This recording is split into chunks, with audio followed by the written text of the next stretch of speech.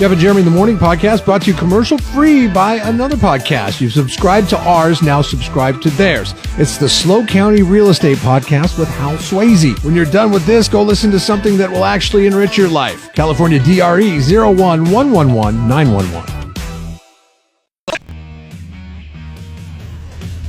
It is Red Zone Challenge time. The final Red Zone Challenge of the regular season. We say good morning to Jeremy, Leslie, Hello. and Patrick. Good morning, guys. Good morning. How's everybody doing? Happy New Year. Happy New Year. Jeremy, you don't believe in that? Happy New Year, yeah. Okay. We're live. You can't hear me because there's 3 people on the phone. Yes, this will be fun today. We're going to do all the picks. No survivors because it's the last week of the season. And there's only 3 games. And we're probably not even on the air right now since we're running the button. Yeah, that's a possibility. That is a possibility. Doing good.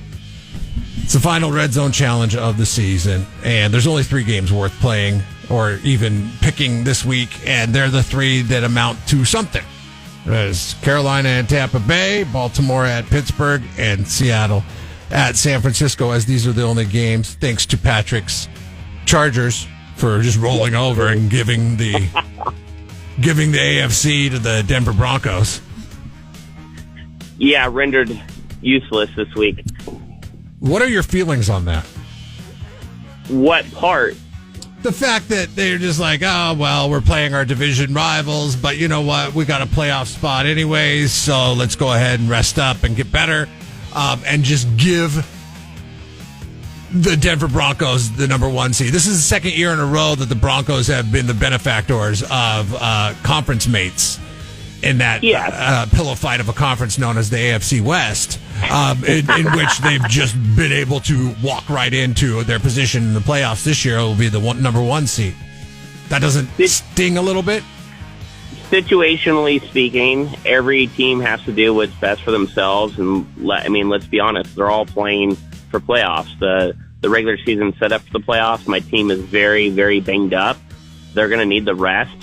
Kudos to the Denver Broncos. Congratulations, Leslie. They played well this year. They earned it. They won a lot of games. I mean, look at that. It is what it is. I'm happy with it. I'm okay with it. You might as well be on the coaching staff. You're already congratulating the Denver Broncos. I mean, still got to play the game. Well, I think he's talking about the fact that they won the AFC West for the first time in 10 years. Correct. Correct. I mean, as an AFC division fans here, I know what he's talking about. Yeah. Obviously, I love it because we've still got a chance now to win the overall number 1 seed, which is huge. So that's, I'm sure Patriots fans are a little bit upset that the Chargers have done this, but hey, there's still games. There's still a game to play, and you never know what's going to happen. So. I will say this, as a Charger fan, I would rather go to Denver in the AFC Championship game than to New England. Yeah. I'm sure any team would say that right now because Denver is still totally underrated and doubted. Yep. So I think everybody's going to say, "Oh, I'd rather go to Denver." Okay, well, you know what? Bring it. Let's see what happens. I'm tired of hearing about it. I'm tired of it. Congratulations are in up for call, I should say, for Jeremy. He is, for the first time ever, won the championship in the Master Deflators Fantasy Football League. The sharpest fantasy football league I've ever played in. So congratulations, Jeremy. You lucked out in getting Puka Nacua and Jackson Smith Njigba on the same team. Ooh. Actually, that's a winning combo right there. I kept Jackson Smith from last year. Just got lucky that he decided to be such a rock star. Was glad to get Puka, but you were the one that recommended me keeping Jackson Smith to Jigba. So I'll give you a little bit of credit on that. Yeah. And I'm going to try to keep him this year again if I can. I also told you to pick up Taysom Hill in the championship game and play him. And that didn't work out very good for you and ended up being a lot closer than it should have been. I was going to play Barner for the Seahawks, and I was so mad at you that everybody on every network was saying Taysom Hill was going to go off, and I'm like, God, this could be a backfire. So it worked out. All right, Carolina's at Tampa Bay. Tampa Bay Buccaneers are a 2.5-point favorite. Tale of two seasons for these two teams. as Carolina has been hot as of late, except for last week when they had to face the juggernaut that is the Seattle Seahawks, and Tampa Bay stumbling and bumbling to the finish line. Leslie, 3-0 last week, tied up with me in the Experts Challenge picks at 34-17. Leslie will pick first this morning. Yeah, obviously a huge game. The winner's going to take the NFC South title. And had the Buccaneers been playing a little bit differently, obviously I would be going with them at home and 2.5-point favorite. They've lost 4 in a row. I don't really know what's going on with them. I don't know if they're going to bounce back and somehow get their crap together for this week. But I think Carolina is the better team right now. So I'm going to go with the Panthers. Jeremy, tell us why the Tampa Bay Buccaneers are a good pick this week. Well, it's tough because they've had that up and down season. They started off so strong and they've struggled a bit, but it's hard to go away from Baker Mayfield. He's got grit. He's tough. I'm with that guy every week. I always think he's my guy. Like if anybody could come to Seattle and play Sam Darnold, I'd want Baker Mayfield. I'm a big believer. Let's go with the Bucs. Patrick went 2-1 last week. He's at 26-24 on the season. By the way, Jeremy is at 30-21 on the season. Patrick, who do you like in this game? Well, congratulations to myself for battling the 500 mark all season. Yes, yeah, what an accomplishment. You're winning that battle with the 500. By the way, 6 games next week, so you better start doing your homework now. Wait, aren't we resetting? Didn't we talk about resetting this thing to 0-0? We are not resetting. Yeah. I worked hard. Oh, man. Yeah, we worked hard for this. We're going to go with the Carolina Panthers. I mean, these Tampa Bay Bucks have been a dumpster fire down the stretch. They can't do anything correctly. I think they're like 1-5 in their last 6 games. So it's very difficult. I'm a bigger fan of Baker Mayfield than I am of Bryce Young. But I think Carolina is up and coming. They have a playoff spot on the line. They're going to be extremely motivated. Most important game of Bryce Young's career. This is kind of a make it or break it game for him, in my opinion.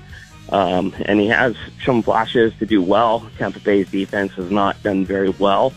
So I'm going to go with the Carolina Panthers in this big juggernaut spot. I like the Tampa Bay Buccaneers because I don't think teams of their caliber lose 5 games in a row. And they're due for a victory, so I'm going to pick the Tampa Bay Buccaneers. Now we go up to Western Pennsylvania as the Pittsburgh Steelers will be hosting the Baltimore Ravens, who looked good last week against the Green Bay Packers. The Ravens, a 3.5-point favorite in Pittsburgh with the conference on the line. Loser goes home. Leslie. Yeah, it's kind of the same thing, too. The Rodgers and Steelers just lost to Cleveland. How can you have any faith in them to win this game against a really good Ravens team right now? They've turned things around. They've improved. Derrick Henry, obviously, Mr. December for a reason. Killed Green Bay 41-24 last week in Green Bay. The Ravens are a better team away than they are at home. I think they're going to go into Steelers and give that team just a hell of a time. And poor Mike Tomlin, who knows what's going to happen to that guy, but Ravens all day. Yeah, I don't disagree with any of that. As a matter of fact, I was surprised to see this on here, but I didn't see the breakdown, so I'm sure you only had what you had to work with. But to me, I don't 3 games worth picking. Yeah, because this one actually means something. There's still a lot on the line for this. Yeah, they could both still win or get in. Yeah. So, Patrick, are you in agreement? You like the Baltimore Ravens as well? Yeah, I think the biggest factor here that nobody mentioned yet is the suspension to DK Metcalf. I mean, Pittsburgh just looked absolutely abysmal without him. They don't have any downfield threats of notoriety that Rodgers could depend on. I mean, they're tight in and running the ball, dump everything down, and the defenses could just keep everything underneath. There's no threat downfield. Again, another big game. I think Lamar is the bigger big game quarterback than Aaron at this point in his career, and I'm going to go with Lamar Jackson, one of my favorite players, and the Baltimore Ravens to take the victory. How do you think the Seattle Seahawks and George Pickens feel right now? for distancing. Well, one, George Pickens distancing themselves from the Pittsburgh Steelers, who lost to the Cleveland Browns last week, and then also the Seattle Seahawks for distancing themselves from DK Metcalf. Why are NFL wide receivers so combustible? I think you coined that in like week 1, right? You called it the wide receiver tax, the diva wide receiver tax, and you were so spot on with that comment. And here it is, most important game of the season for Pittsburgh, and he had to go rogue and slap somebody. That was so important. Great job, DK. Yeah, what a team player, huh? I also will be taking the Baltimore Ravens in this matchup between the two AFC North teams for the title of that conference. Leslie, this is the game of the week. Seattle Seahawks playing the San Francisco 49ers. Seattle Seahawks are a 1.5-point favorite over San Francisco in the Bay tomorrow night at 5 o'clock. Who do you like, Leslie? Well, I would like the Niners a lot more if I knew for sure that Kittle and Pearsall were going to be in that game. I'm thinking that they will be. So I'm going to go with the Niners to get revenge for the earlier loss against Seattle and the game that they should have won. Obviously, they've got home field advantage this week, and I have a little bit of a hunch that you and Jeremy are going to pick your beloved Seahawks. I've already penciled them in, man, for me and Jeremy, and I don't even know what his pick is. Yeah, I know. And I think JSN's going to have a phenomenal game because the secondary of the Niners secondary is not that great. I think it's going to be a high-scoring game again, like the last game against Chicago, which was a great game, by the way, obviously. And I'm just going to stick it out with the Niners, primarily because I'm going to try to get a game on you guys, knowing that you're going to get the Seahawks. Or take the Seahawks. All right. Well, this is an update as of 15 minutes ago. George Kittle says he's absolutely going to play tomorrow night. Yeah, I figured. Is that good or bad, though? Is that, like, seriously, is that good or bad if you're a Niners fan? Because he will grit it out, and you're like, oh, dude, good job. You grit it out. But then, dude, Tongas looked good against Chicago. Yeah. Why wouldn't you want a guy that's 100% versus a guy that's like 60%? Yeah, good point. Yeah. If they put him in and he starts, he can't go 100%, Tongas is right there. So I don't think it's that big of an issue. Brock Purdy has just been unbelievable. I almost lost the championship to that son of a bitch. The Niner Nation out there, language. This is going to be a showdown. This is going to be a showdown. Squirrel Man Brett writes in. He says the Seahawks are going down. Bang, bang, Niner gang. I don't think so, Brett. I'm going with the Seattle Seahawks. Woo! Go on! Of course. Shocker! Patrick. Yeah, what a great way to end the season. I mean, the entire NFC West as a whole. I mean, look at the Rams in third place in this team. They're probably the Super Bowl favorites at this point in time. And they're not even first in their division or battling for the ship here. So Seattle, Frisco both had great seasons. Frisco, very injury-riddled all season, playing, well beyond their potential. And having said all that, I love Seattle. I love Darnold. I love the running game, two-headed running monster, JSN, incredible, very fast defense.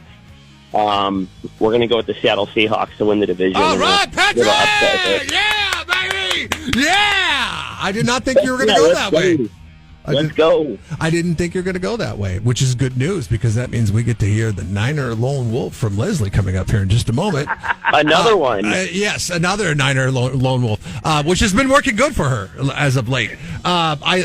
Defense wins championships and they win division titles. And boy, man, Chicago, San Francisco, both defenses were just like, peace. We're resting this week. I thought it was just ridiculous. I don't think Seattle does the same, and I think they will get enough jabs in to be able to keep this game at bay and come out victors like they did against the Rams somehow. It's so crazy because as a Seattle Seahawks fan, I feel like the playoffs started 3 weeks ago. Yeah. It's insane. Which does not bode well for their Super Bowl chances, but somebody sent me something over the weekend. Last weekend. when they won. They beat the Carolina Panthers.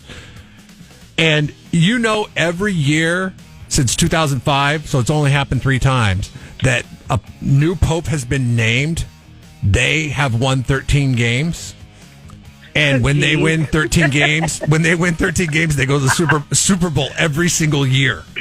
Now, that's funny. That being said, because there's an extra game on the schedule now in the 18, is it a curse to win this weekend?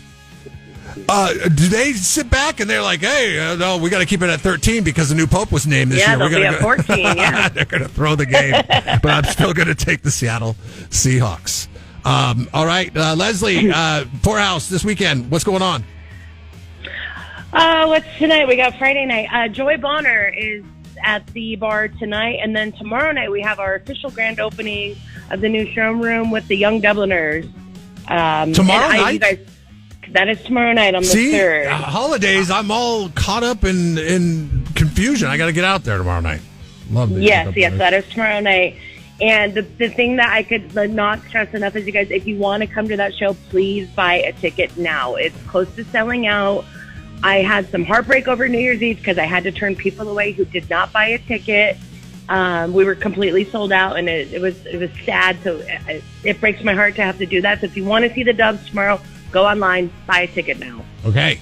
That's sage advice. And the Seahawks game will be going on prior to that, so make sure you get there early, too, because you can scope out a spot, right? If you buy the ticket. Of that, we haven't got you can watch the 49er. Oh, yeah, we do need the Lone Wolf, by the way. Okay, I was thinking about it. I'm like, I can't remember how I sounded last week when I had to pick, or when I picked them and was the Lone Wolf with them. But I thought about it, and here's the thing. I've dealt with 49er fans my whole life, being a Bronco fan, because the biggest Super Bowl upset ever to this day is still the victory over the Broncos by the 49ers. So I'm going to 55-10. Yes, exactly. That's my Lone Wolf chant, because that's what I still hear from 49er fans to this day. 55-10, 55-10. So there you go. That's my new Niner. Patrick, New Year, what does it mean for consumers in the HVAC business? Oh, man, the bees are out and about. We're doing installations today, the day after the holiday. My teams are out working, rain or shine, 365, we're doing it. Maintenances, service checks, so important. My guys are so diligent, so consistent at just inspecting the heaters and making sure the folks are safe in their home. And then also getting them fixed and up and running, and then installation if needed. So I saw a conflicted bee yesterday. He still had his Rudolph nose on. So you've got to do a vehicle check when you get back to the office, okay? Because it's now the 2nd of January. Yeah, you guys, you don't believe in the 12 days of Christmas? Oh. I don't know if it's... Yeah, it's like it must be a really big thing in Europe, because if I even think about taking down my Christmas stuff before the 12 days of Christmas, Jake loses his crap, I will say, and freaks out. His teams are going to lose all year long. There's a big curse. You can't take Christmas stuff down before the 12 days of Christmas. Well, Jeremy keeps his Christmas tree up until the Seahawks are eliminated from the playoffs. That's a good one. Bad news. Yeah, what a tradition. We never put up the tree this year. You never put up your tree? No. We just decided what we had was good enough. Okay, so that is Does that mean the tree's going up now, and we're gonna look for a Super Bowl run? Yeah, exactly. Like, this is a new tradition. New Pope, 13 wins, and Jeremy doesn't put up his Christmas tree. Go Hawks! Sounds festive. Everybody, have fun watching the games this weekend, the 3 that are at least worth watching, and then whatever college gives us as well. Okay? All right, guys. We'll see you. Talk next week. Go Hawks. Go Broncos. Go Broncos. Go Hawks. Go Niners. And you want the Bolts to lose, right, Patrick? Yes, I do. Okay, all right. Okay, there you go. We're resting. We're napping. Stay tuned. We got Bruce and Temple of the Dog on the way. 01-111-911.